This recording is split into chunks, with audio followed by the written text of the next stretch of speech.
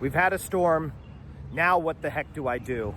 I'm gonna give you 3 things to think about now that we've had a storm and things are gonna start getting a little bit crazy for you.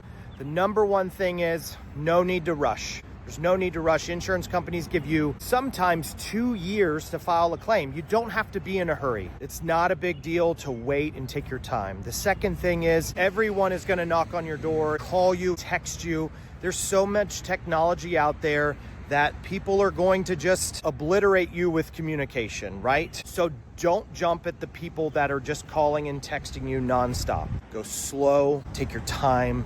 There is no reason to be in a hurry.